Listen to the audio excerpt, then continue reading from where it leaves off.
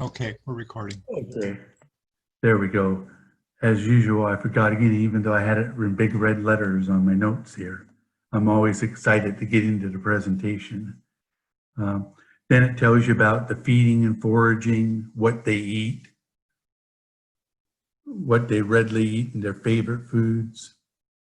Chickadee likes suet, nuts, and sunflower seeds. What its vocalizations are. The chickadee, dee, dee, and then the Phoebe are the two main songs and calls. What similar species are and the difference between the species. For example, the Carolina chickadee is a little smaller and has a shorter tail. It doesn't have the broad white edges. Tells the breeding location where they breed. They like bushes and shrubs and thickets. Breeding type, they're monogamous and a solitary, and they're non-migratory. So it gives quite a bit of information there under the behavior tab. Like when we're out on field trips and somebody asks me about, oh, well, does this breed here, or does this one migrate, or is it monogamous? I just come here to iBird Pro and look under here and I can give the information right away. Let's next go to facts. Here they give some basic facts about the bird. It's the state bird of Maine and Massachusetts. It caches food, so it saves food away. I like this at the very bottom. A group of chickadees is known as a banditry or dissimulation of chickadees. A lot of them have a lot of different names for the group of the birds. And then the last thing is a journal. You can put listings and information in the journal, but as you can see, I don't use it. So now we'll go back to the main screen. To get back to the main screen, just hit the back, and then up here you can tap on this if you didn't want to look up another bird. And it'll take you to where you can make a lot of other choices. You can select browse to get back into look up birds. You can set filters. This is where you set up your settings of whether you want it in English and autoplay the sounds. I don't have autoplay on because if I go to a bird in the field, I don't want to start playing. Has a help form and photo sleuth. You could put a photo in here and have it identify based on the photo, but I like Merlin Bird ID better for photo ID. You can register your account.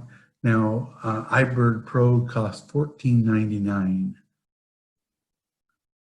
And so basically that's pretty much iBird Pro. It's one of my favorite ones, and it's my go-to app. Now up here too, you can see where it says common name.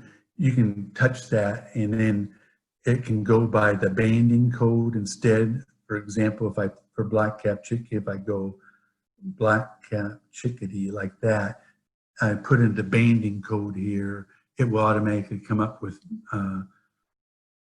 the bird if persons know them. So if I put Modo, it will come up with mourning dove.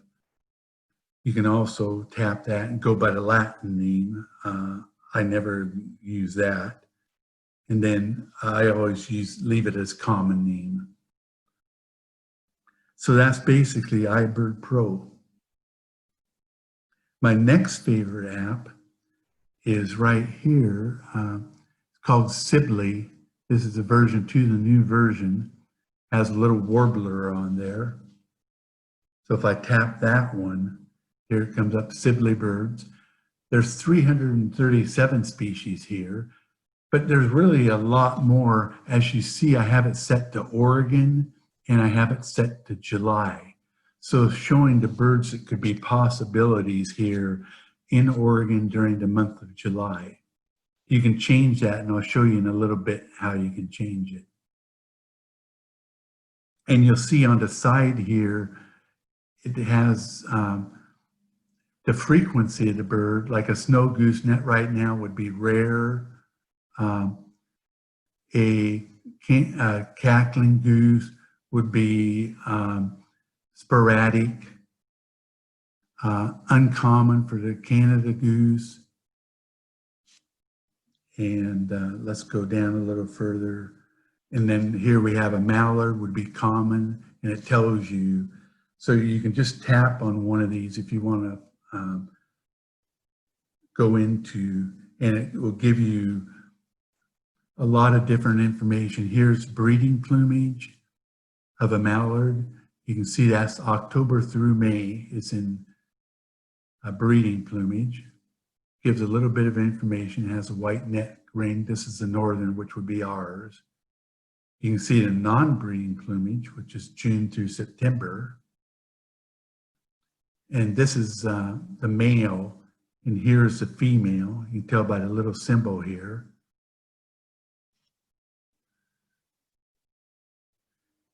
They'll show it in flight.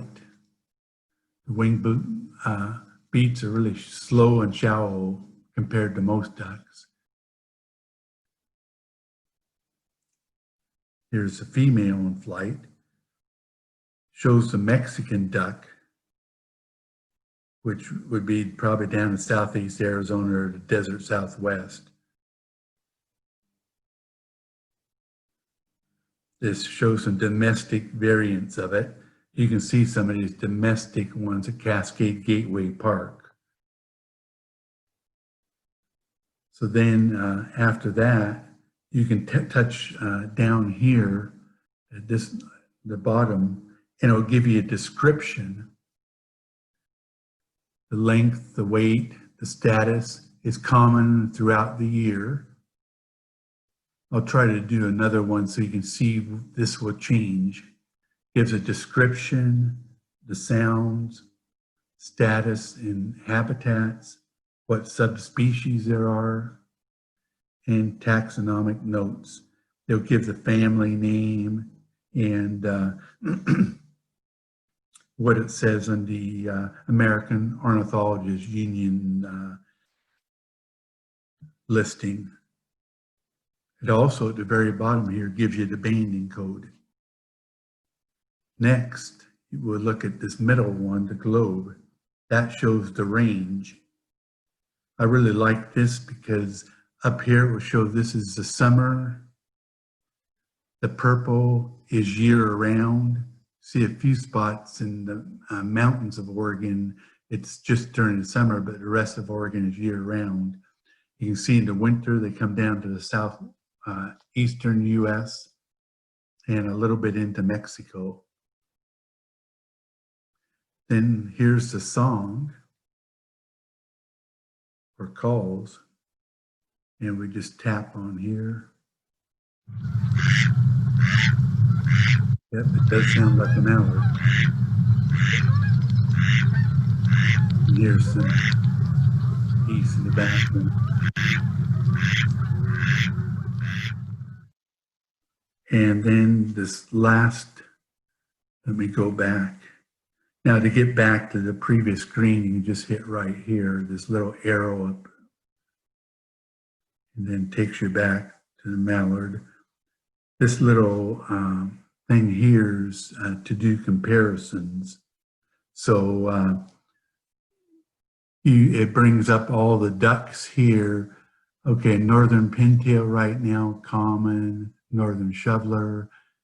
If you went down to some of these other ones, the Eurasian widgeon, not very common, very uncommon, this the duck. And so you can sort of see and compare to similar birds.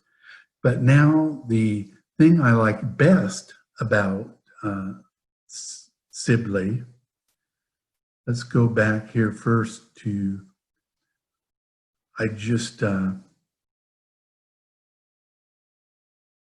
went over the taxonomical names. You can get into this menu here do smart searches. You can change your location here just by tapping here.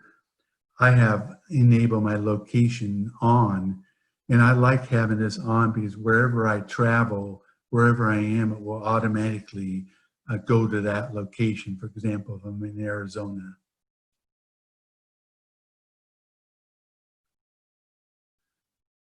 But now let's get into the, I want to get into the browse part. Okay, if in doubt, you can just close it out and hopefully you can come back in and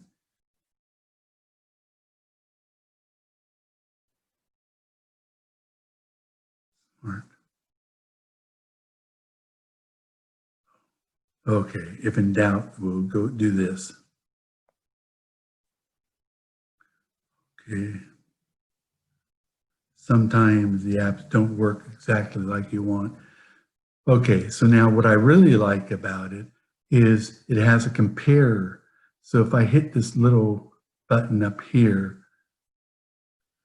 and I'm pointing to this one here, I hit this button, I can compare. So say I want to compare a snow goose to a Ross's goose. Those are fairly similar birds.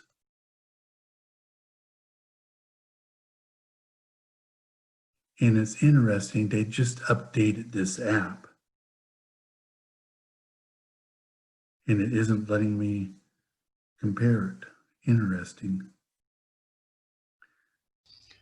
I think you just click in that little circle, Mike, that's next to the That's what I was trying to do. Oh, okay. And it wouldn't let me.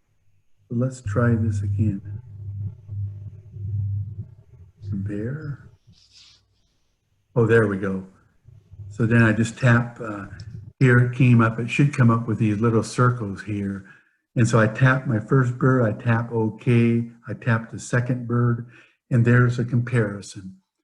So at the top here, you can see here, Ross's goose is top. So this top part here is the Ross's goose, and down below here is the snow goose.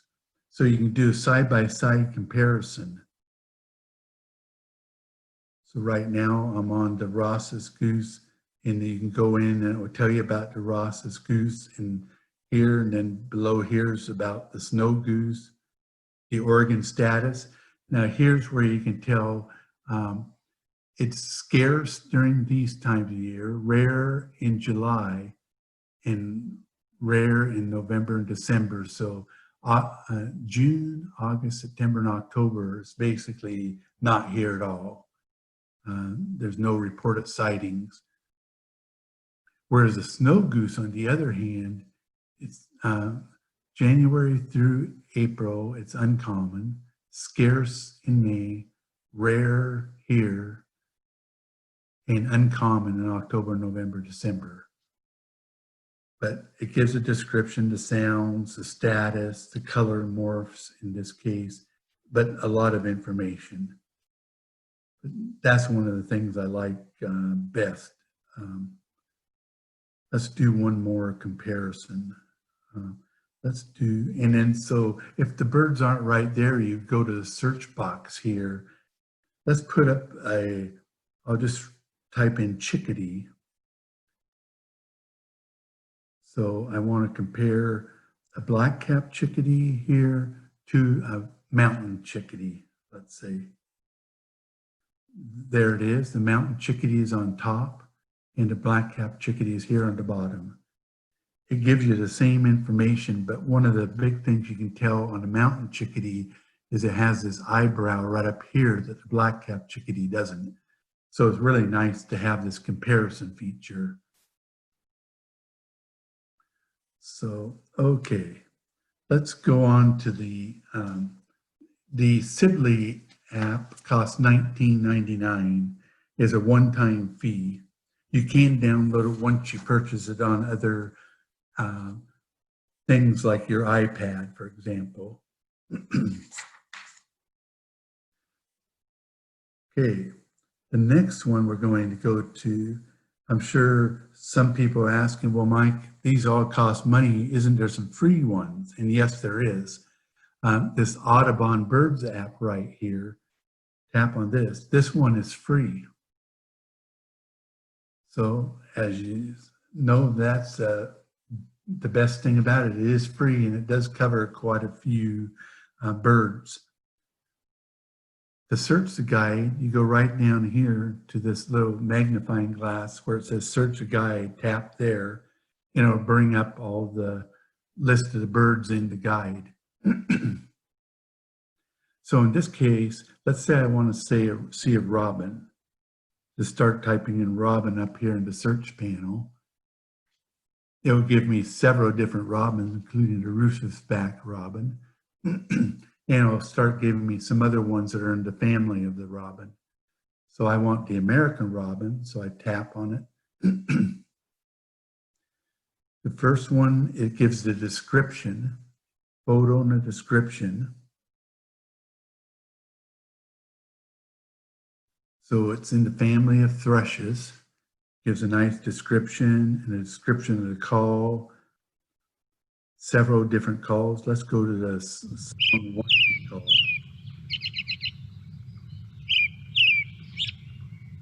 It definitely sounds like a robin. You can keep going down and find the range. It gives you down below here what the range colors mean.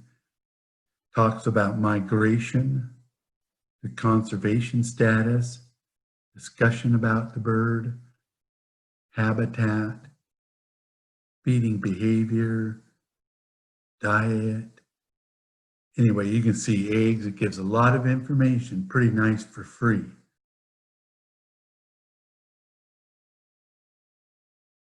Then also you can go right up here and you'll see an arrow. There's some other photos of it. In this case, there's 6 different photos. You can just use your finger and drag across to get to it, or hit this little arrow here to go to the next one. Here's a nice photo of, we'll be seeing these now, a juvenile robin. It's all spotted. We should start seeing those at Minto Brown Park. Here's another picture of an adult. You can tap on it and bring it up so that enlarge it just by tapping on the photo. So here's one feeding its young with nestlings. I tap on it and it can get bigger. You can also use your fingers and stretch your fingers out on the picture and it'll make it larger. And to close it, you just tap close here. So those are the 6 photos of the robin that they have. Here's a female, a lot paler, not quite as orange on the breast here. You can go in to see where the local sightings are. Okay, so around the Salem area, here's all of the sightings. I can use my finger and pinch it together and then pinch it out, and it will widen out the map so you can get more specific. Now these red ones are the most recent sightings. So if I just tap on one of those, it's been seen recently at Kaiser Rapids Park, been seen at Regatta Park, and at the BPA. So you can tap on that and see that it was seen on July 28th.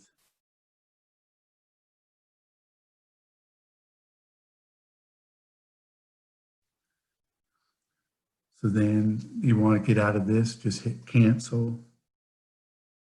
We're back to the main app. You can use it to identify a bird here, but I usually don't use it to identify birds. I like Merlin Bird ID app, which we'll get to in a second. So you can go down here to Explorer, and that just brings up where they're located, the robins. You can add a sighting if you want to.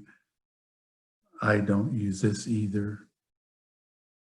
Tap on close.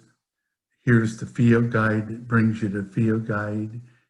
I was right here down at the bottom right-hand side of the app where it says field guide.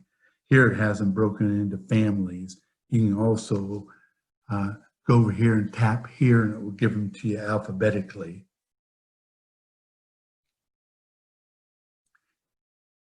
And then last, my Audubon. You can sign up for Audubon and keep track of your list and your sightings and add photos and your locations.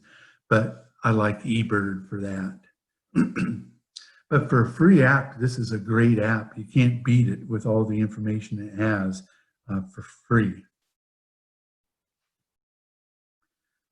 So the next one app we'll go to is Merlin Bird ID.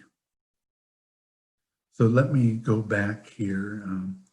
Here it is, Merlin Bird ID has a bird flying here as a symbol of the app. This is the app by Cornell Lab of Ornithology. And I just tap on it and it will bring up the list. Now I have it set to likely birds today in Salem, Oregon. You can change this to wherever you want. For example, let's go back. I went a little fast there. But if I want to change a location right here, these little lines, upper right below the battery symbol, tap that and it'll say location. So I could change this location and it keeps track of my recent locations. So I could say Phoenix, Arizona. And so now it would tell me the birds that I could see in Phoenix, Arizona. So I just tap up here and it'll bring me back. Hope it didn't change it. But anyway, this is the way you can, I have it set to my current location now, so I'd have to check. Get off current location, Phoenix, Arizona. Now it should be in Phoenix. No. Anyway, that's how you change it. And you have a lot of the birds here. You can just enter them in the search box. Let's go with a mourning dove. So there's mourning dove, tap on it. And it'll show you the mourning dove. Give a short description, show you it in flight, give a different description. Here's a juvenile. Here it is all fluffed up, but they'll give several photos. Here's its nest. You can see how thin the nest is. Very common widespread dove. Here they are. You can tell them from a distance that a mourning doves by their shape and that narrow tail here, like a pinpoint. So then you can go back. So here's the sounds of the mourning dove.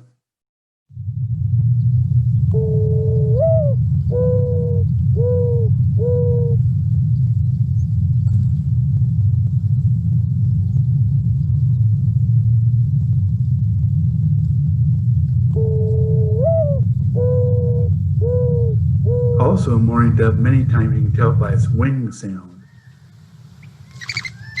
Flying off. You can really hear the wing sound. And then here's a map of the range map.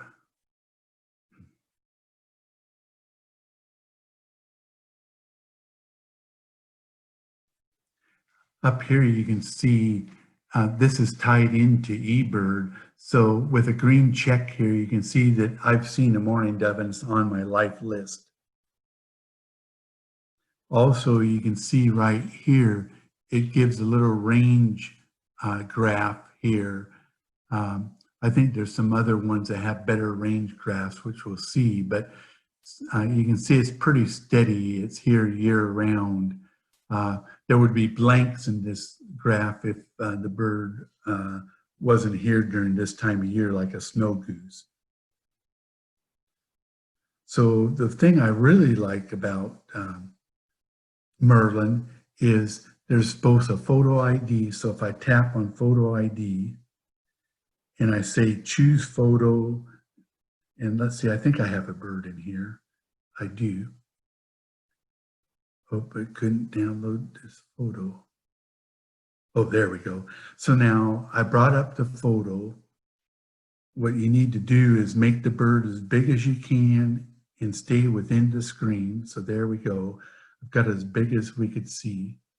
Then tap next. So it tells you right here, zoom until your bird fills the box. Then I'll tap on next. Where did you see it? The location and date. I'm going to say I saw it in, I believe Chuck Gates saw this in Prineville, Oregon. Oops.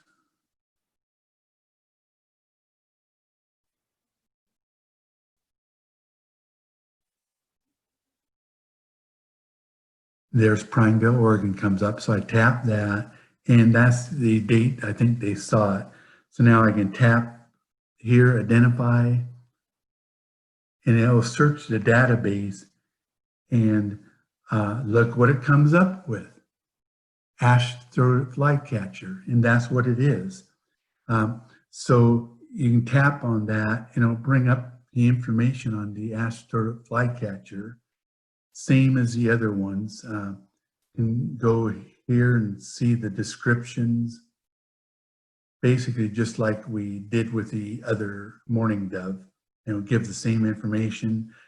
I can say, yes, this is my bird. Congratulations, you've identified a ash-throated flycatcher. Now I can just tap back.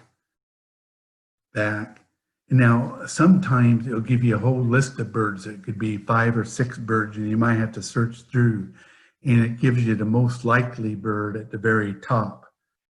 Sometimes there's no matches, but Merlin is pretty good, and I found out in a class the other day that they have over 3,000 species in this app now, which is pretty good.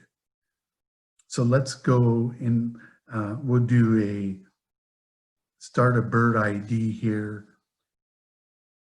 just using information we have. Let's go Kaiser, Oregon.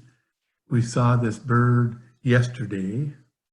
So I'll move this to the 28th. Then you go next. Then you pick the size of the bird. This bird was about robin size. And let's see, had some, you can choose up to 3 colors here. It was black with some orange on it. And where did you see this? Okay, I saw this particular bird on the ground. Hit next. It'll give us a list of the birds. Aha, here's my bird. You can see here where it gives you several choices. There's quite a few birds with black and orange on it. The one I was trying to get to was spotted towhee here. So spotted towhee. And gives you, you could say, yes, it's my bird. But that's how the ID works for both giving the information here and doing the photo ID. But another great option here is this Explore Birds. Tap down here, gives you a nice list of birds, and here is that range map. The darker it is and the higher these little colors here on the graph is, the more prevalent the bird is. Crow naturally is quite common now. Here you can see a coot right now is uncommon. You can see it's just blank here and white. It doesn't have the gray filled in here. So the coot probably won't be back until about September, according to this. Now you can tap on one of the birds like we did before and get the same information. It'll note here that right now this is a rare bird here. And it'll give the same information it did before. And it shows a check mark that I've seen this bird and it's on my list. So I can go home here. Now on eBird Pro, You can see here too, if you have an eBird life list, it will show you your life list, and I have 464 on my life list. When you first start and go in here to bird packs and install bird packs, those are where birds from different regions of the US and the world, instead of having them all just in here and taking up a lot of room on your phone when you aren't going to use them, they use these bird packs. So here, if I tap on recommend it, it's saying I should download the West Coast one. If I have all of them, you can see all the bird packs here. Say you're traveling to Australia, you'd want to download the Australia bird pack. If I'm going to Belize, I could download that pack. And they're all free, all these packs. Tim recently went to Mexico, so you could come down here and get to Mexico and the Gulf of Mexico, for example. Or in here's, they even have it by the regions in Mexico. Right now, I just have, you can go to installed Desert Southwest since I go to Arizona, the West Coast since iBird in Washington, Oregon, and California, and in the Midwest because I took a trip to Ohio. So other than that, that's pretty much Merlin. There's a couple more I'll show you. The next one that I really like is this one here, Raptor ID. Shows a raptor flying off a perch. Tap on that. Brings up, you can go through the introduction. And that just gives you a general introduction about birds of prey and raptors. There's 34 diurnal raptors that occur in North America. It tells you how to use the app, about migration of raptors, groups, and then it goes into a little bit about each group, family of raptors like accipiters, kites, harriers, butials like the red-tailed hawk, vultures, eagles, osprey, falcon. It gives you a little bit of how to identify the bird and some of the main identifying parts. A glossary of the terms they use.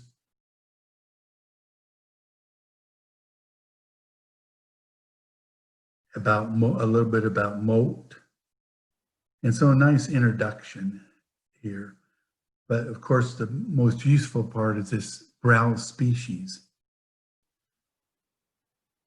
You can go into browse features and say I want to go to a golden eagle. Say I want to research a golden eagle. So I'll go down. You can either type it in up here, golden eagle, or else I could scroll down to it. So there's golden eagle. Tap on it. And then there it will show a picture of the golden eagle. You tap and it will give you an overview. Shape, flight, plumage, the adult, the subadult. It notes here that it takes 2 to 4 years for it to get to be an adult. Talks about its migration. And it would tell you this for each different one. So then you can tap on images and various images will come up. Adult birds, first year, second year, third year, fourth, and on. You can see them in flight, the comparison of a bald eagle versus a golden eagle. If you want to see all the pictures of the adults, you can just tap here.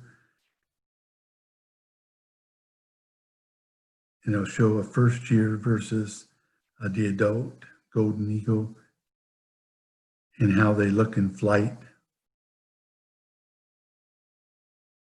To get out of that, just tap images again. They have videos. and you can go in and see the video. It has to be connected to my computer, other computer, so can't get into that. Here's the range for the golden eagle. You can see in Oregon breeding, and it's here in breeding in winter, and down by Klamath Falls. Up here occasionally we can see it in our area in winter occasionally. And vocalizations.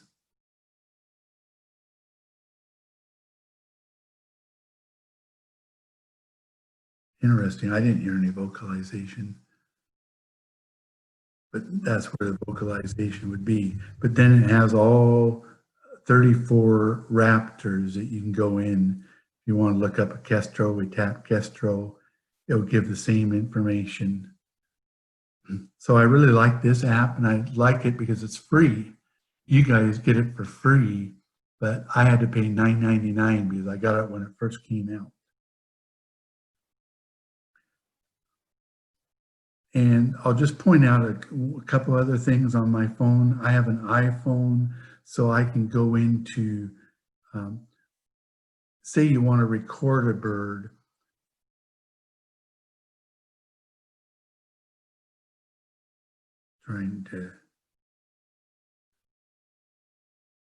I can go into my voice memos. It might be located someplace else on your phone, but I have mine all in folders.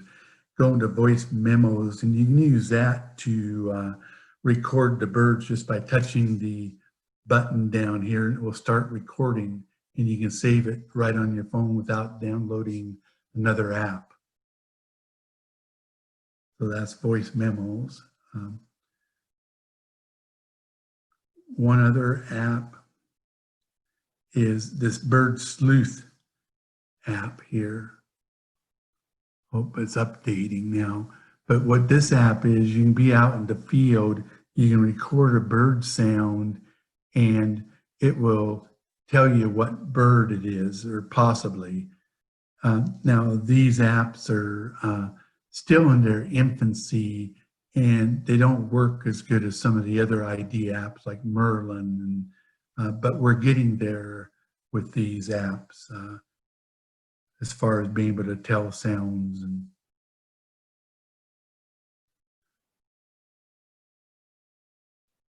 so while we're waiting for that one to come up, my last one is called Bird's Eye North America. Here it is. If I tap on that, it'll come up, and I think this is $2.99 a month or something like that. There's a subscription.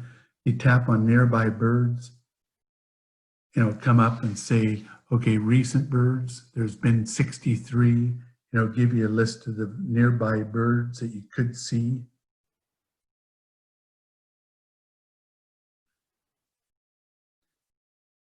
If I want to go a little further out, I could say just the nearby birds that have been seen, and it'll, if a thrush is, here's all the thrushes that have been seen recently. Yellow-breasted chat has been seen. But I like this because it has a real good range thing here, where the further up and higher the green is, the more frequent it's been seen. So the downy woodpecker is pretty high up here. It's been seen a lot. Where if I go down further here, you'll see the western wood pewee, for example, is here just in the spring and summer, and we don't see it October through April, basically. And so you can easily see, you can be out in the field, look at this range map and say, well, I think I see a western pewee. And if you're in February, you can say, well, I better rule that out. Most likely it isn't going to be here. So let's go back and see if the Bird Sleuth has downloaded now. So here's what it looks like. It has a common yellowthroat singing. You can go into it. It's initializing. I'll let it use my microphone, and it's automatically recording once you start it up. And you can hold it out and let it hear the bird, and then stop it down here. And once you get it recorded, stop, it'll come up, and you can run the ID by clicking right up here and say run ID. But like I say, it's in its infancy, so it doesn't get them right all the time. So I'll stop sharing. I think that pretty much concludes my presentation. I'll stop the share, and we can turn on people's mics and see if we have any questions, Tim. There was a couple questions in the chat box, Mike. I tried to answer them, but you might have more to say about that. I'm not going to turn everybody's mic on because there's a chance we'll get some we'll get back noise, maybe some feedback. But if you would like to ask a question, just put something in the chat box and then I can turn your mic on. Okay, and so I see Kathy asked, what if you don't know the bird, what it is? And is there a tab to enter a little brown wading bird? And yes, that's the app that we talked about. This might have came before we went over the Merlin Bird ID app. Let me share my screen again. Go down here and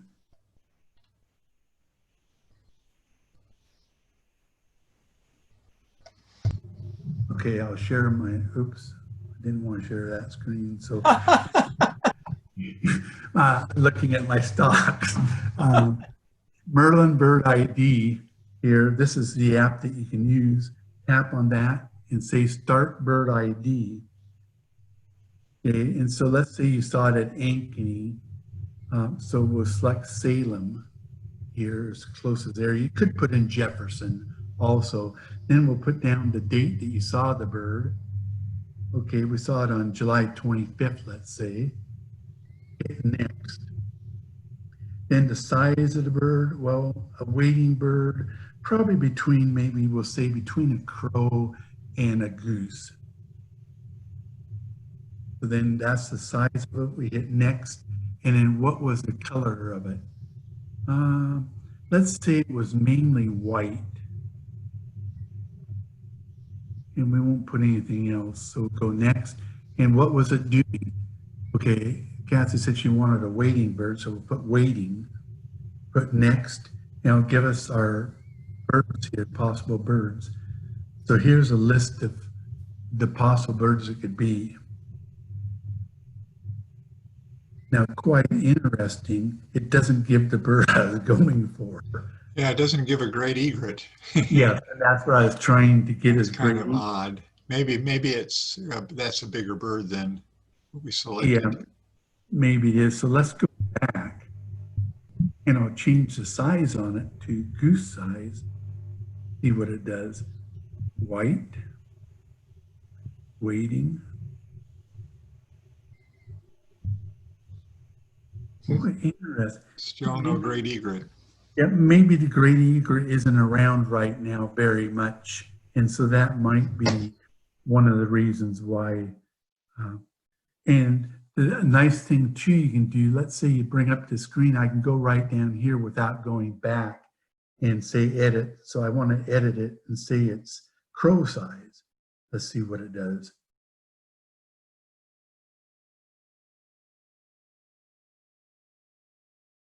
It still doesn't come up with the egret. It comes up with some good ones that are around right here, like the greater yellow legs and the green heron. But anyway, that's one app you can use to, if you don't know the bird at all, put in the characteristics of it, and it'll come up with some solutions for you. Okay, let's see.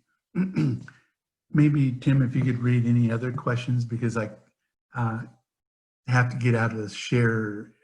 If there's any other ones I need to use the app. Right. There was a question about where iBird gets its data from, and I think it's from eBird. I think everybody relies on that eBird database for things like distribution and frequency.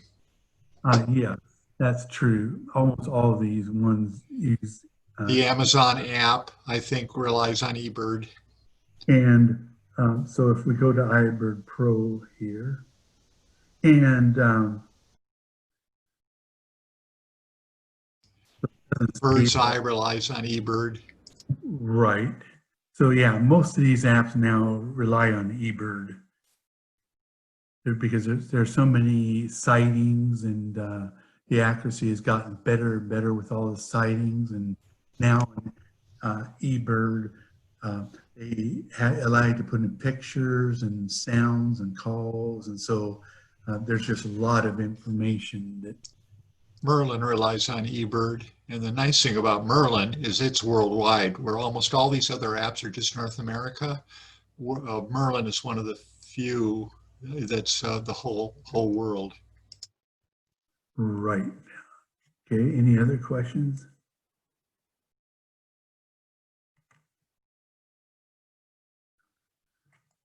I'll stop sharing again. And don't be shy.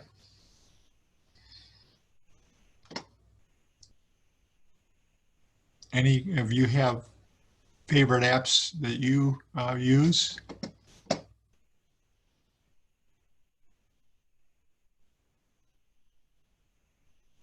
Any problems you've had using your apps? One of the nice things about these apps is that you download the whole database onto your phone, so you don't have to have internet connection.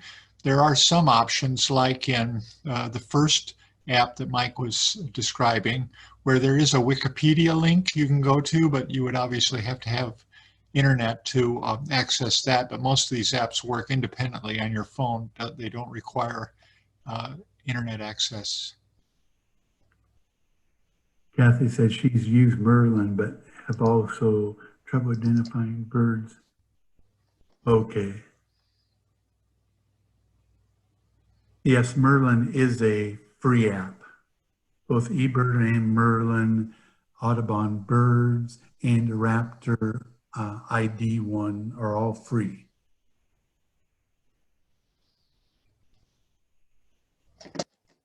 Yeah, the identification features of these birds, they're not necessarily diagnostic. Probably the best is Merlin. It is very, very good at photo ID.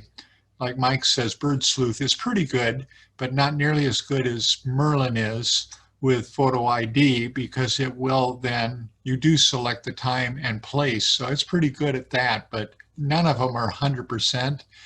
And especially the kind of process that Mike was describing on color and size, it just gives you some ideas, but we couldn't even find the great egret, which is around here now. It's at Eagle Marsh, so I don't know why it couldn't come up with that bird.